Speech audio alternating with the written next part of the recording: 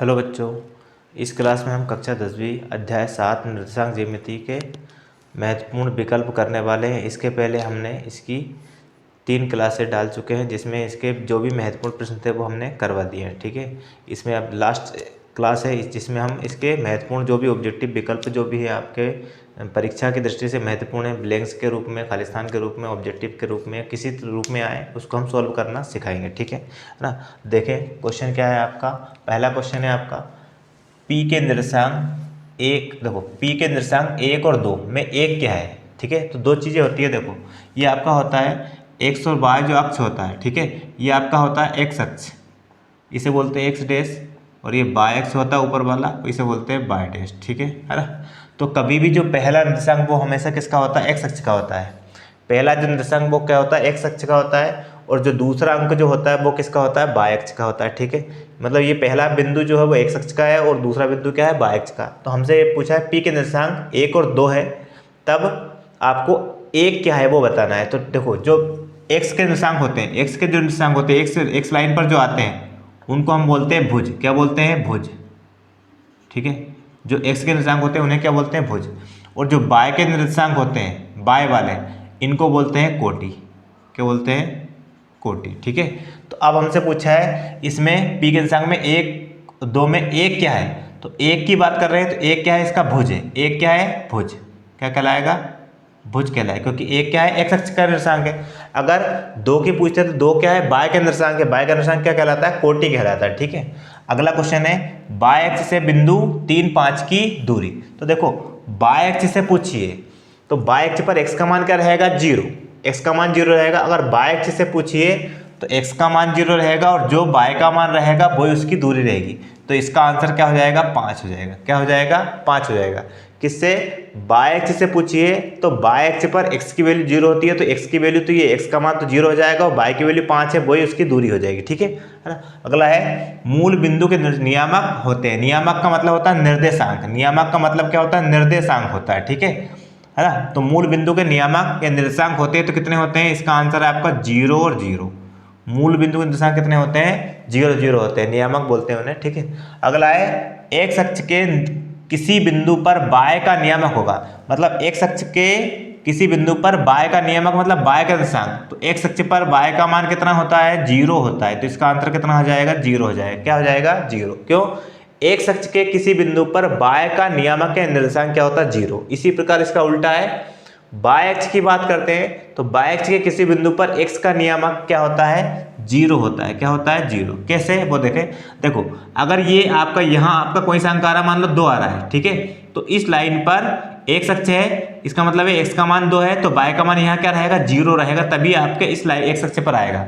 वो बाय अक्ष पर और कहीं आ रहा है, जैसे मान लो यहाँ 4 आ रहा है। ठीक है, बाय अक्ष पर 4 आ रहा है ना, अक्ष वाली लाइन पर आ रहा है, इसका मतलब यहाँ x का मान क्या होगा, 0 होगा। मतलब x का नियामक या निर्देशांक क्या रहेगा, 0 रहेगा। ठीक है, इसलिए अगला है छठा क्वेश्चन, यदि किसी त्रिभुज का क्षेत्रफल 0 होगा तब तीनों शीर्ष होंगे। तो देखो त्रिभुज में 3 शीर्ष होते हैं, 3 बिंदु होते हैं। अगर क्षेत्रफल 0 है मतलब जो a बिंदु है और जो b बिंदु है और जो c बिंदु है। ठीक है, 3 बिंदु है और तीनों क्या होंगे, एक ही लाइन में होंगे। क्या होंगे, एक ही लाइन में। तो उसे हम बोलते क्या है, संरेख। क्या बोलते हैं, समरेख या संरेख बोलते हैं। ठीक है, फिर से लिख देते हैं इसको।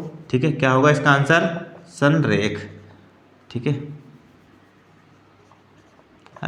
इसका मतलब है क्या, अगर त्रिभुज का क्षेत्रफल 0 कब होगा, जब तीन शीर्षों से मिलकर क्या बनता है, त्रिभुज बनता है। और तीनों अगर एक ही लाइन पर होता है तो त्रिभुज बनेगा ही नहीं, मतलब उसका क्षेत्रफल कितना होगा, 0 होगा। अगला क्वेश्चन है 3 - 4 किस चतुर्थांश में होगा। तो देखो चतुर्थांश की बात करते हैं तो हमें पता है 4 चतुर्थांश होते हैं। ठीक है, देखो ये इस तरह से है ना, ये पहला चतुर्थांश हो गया।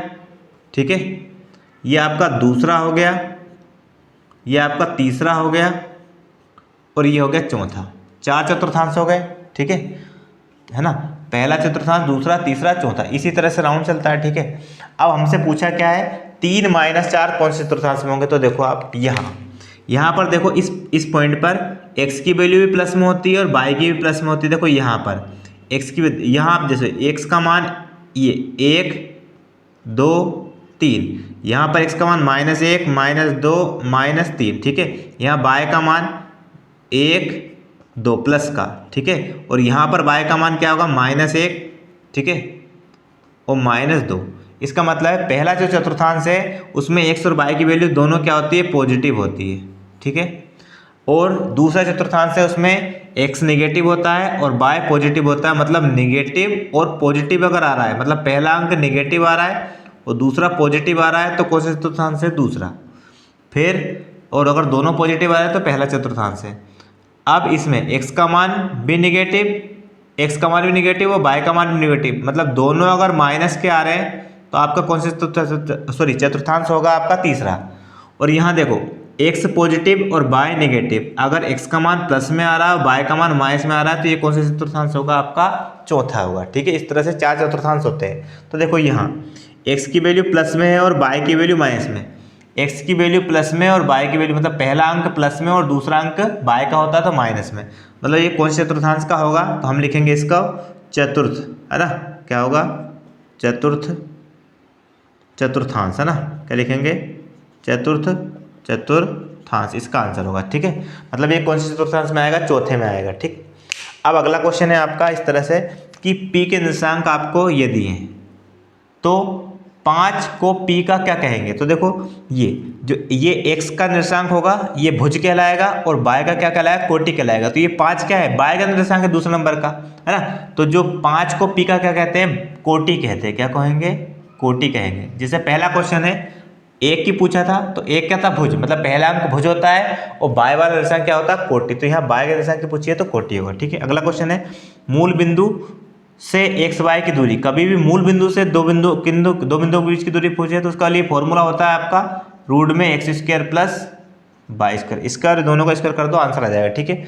जैसे x अक्ष से बिंदु P 2, 3 की दूरी x अक्ष से पूछी है, जैसे यहाँ y अक्ष से पूछी थी, तो y का कौन सा क्वेश्चन था आपका, कहीं ना कहीं था एक क्वेश्चन ये था, है ना। y अक्ष से बिंदु की दूरी पूछी है, तो y अक्ष पर x का मान 0 था, आंसर था y वाला, ठीक है।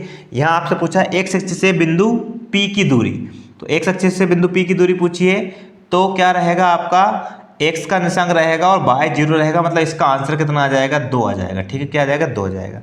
लास्ट क्वेश्चन ये आपका इसका क्या है, मूल बिंदु से बिंदु -6 और 8 की दूरी पूछिए।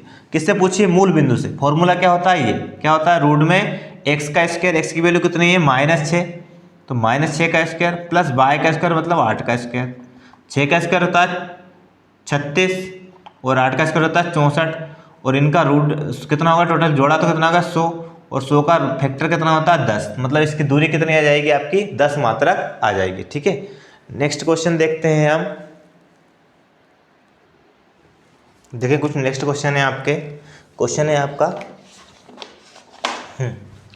कि बिंदु 0, 5 और -5 और 0 के बीच ही क्या निकालनी है, अपने को दूरी ज्ञात करना है, ठीक है।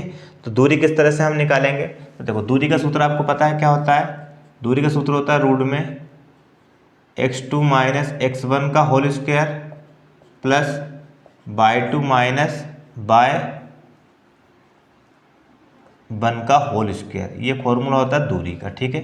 यहाँ देखो आप मान रखते हैं x2 x1 y1 देखो ये x1 ये y1 ये x2 और ये y2। फॉर्मूला क्या है, x2 - x1 मतलब माइनस का 5 और माइनस y2 x2 की वैल्यू, देखो x1 की x2 की वैल्यू कितनी है, -5, और x1 की वैल्यू कितनी है, 0, तो इसका whole square plus y2 - y1, y2 की वैल्यू कितनी है, 0, और माइनस y1 की वैल्यू कितनी है, -5, ठीक है, 5 हो जाएगा।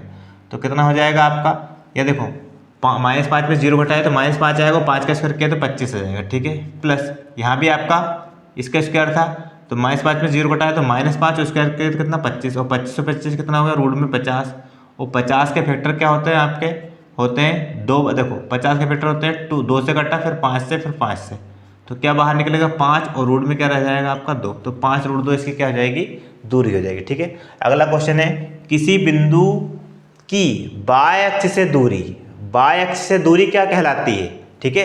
y अक्ष से जो दूरी होती है वो क्या कहलाएगी, आपकी भुज कहलाएगी, भुज कहलाएगी, या x का, y अक्ष से दूरी क्या कहलाती है, x का निर्देशांक कहलाता है, क्या कहलाता है, x का निर्देशांक। ये आ चुका है क्वेश्चन, क्या है, फिर से सुनना कि किसी बिंदु की बाय अक्ष से दूरी, कोई सा बिंदु है उसकी बाय अक्ष से जो दूरी है वो क्या कहलाती है, एक्स का निर्देशांक कहलाती है। ठीक है, उसे क्या कहते हैं अपन, भुज कहते हैं, या हम उसको क्या कर सकते हैं, भुज कह सकते हैं।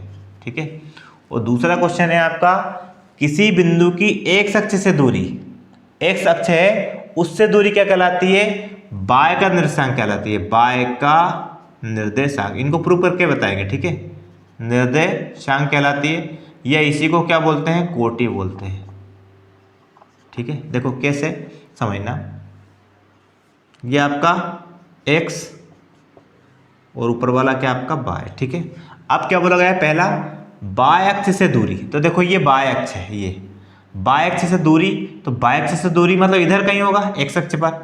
ठीक है, तो बाय अक्ष से जैसे मान लो ये बिंदु है, ठीक है, इसकी बाय अक्ष से दूरी वो क्या कहलाएगा, x का निर्देशांक कहलाएगा, क्योंकि बाय अक्ष पर तो बाय का निर्देशांक तो 0 रहेगा। ठीक है, तो बाय अक्ष से दूरी क्या कहलाएगी, x का निर्देशांक कहलाएगी, कहीं भी जो दूरी होगी वो क्या कहलाएगी, x का निर्देशांक, और x वाली लाइन पर आती है उसे क्या बोलते हैं, अपन भुज बोलते हैं। ठीक है, अब दूसरा जो दिया है, किसी बिंदु की x अक्ष से दूरी, ये आपका x अक्ष है, x अक्ष से दूरी मतलब वो कहाँ होगा, बाय पर होगा, बाय पर होगा मतलब वो किसका निर्देशांक होगा, वो बाय का निर्देशांक होगा। ठीक है, x अक्ष से दूरी की बात करते हैं तो बाय का निर्देशांक होगा, या उसे क्या बोलते हैं, बाय के निर्देशांक को हम क्या बोलते हैं, कोटि। तो इस तरह से आपका पूछा गया था। ठीक है, अगला क्वेश्चन है, 0 और बाय बिंदु की कोटि, कोटि पूछिए, है ना। तो देखो x का जो निर्देशांक होता है वो क्या होता है, भुज, और बाय का निर्देशांक होता है वो कोटि होता है। बाय का निर्देशांक कितना है, बाय है, तो इसकी कोटि कितनी हो जाएगी, बाय हो जाएगी। इसी प्रकार देखो यहाँ x और 0 बिंदु की भुज पूछिए, तो जो x का निर्देशांक होता है वो भुज होता है, तो भुज का मान कितना है, यहाँ x ही है। ठीक है, इस तरह से हमारे ये क्वेश्चन हो चुके हैं, है ना। तो इस तरह से हमने जो अध्याय 7 है उसके सारे महत्वपूर्ण जो भी विकल्प थे जो परीक्षा की दृष्टि से महत्वपूर्ण है, और किस तरह से हम सोल्व करते हैं, सोल्व करना हमने बता दिया है। जो भी हम क्वेश्चन करवा रहे हैं, चाहे आपके कोई से भी चैप्टर के हो, लगभग आपके 7 चैप्टर तक के पूरे वीडियो आपके जो हमारी जो चैनल है उस पर क्या अपलोड कर चुके हैं। तो इसमें सभी महत्वपूर्ण प्रश्न हमने करवाए हैं, परीक्षा की दृष्टि से बहुत महत्वपूर्ण है। लगभग अगर आपने इसको कवर कर लिया तो मेथड वाइज या टाइप वाइज है, मेथड वाइज आपने किया तो एक भी क्वेश्चन आपका बोर्ड एग्जाम में इससे बाहर नहीं जाएगा। ठीक है ना। अगर वीडियो पसंद आ रही तो लाइक शेयर सब्सक्राइब जरूर करें। ठीक है, धन्यवाद।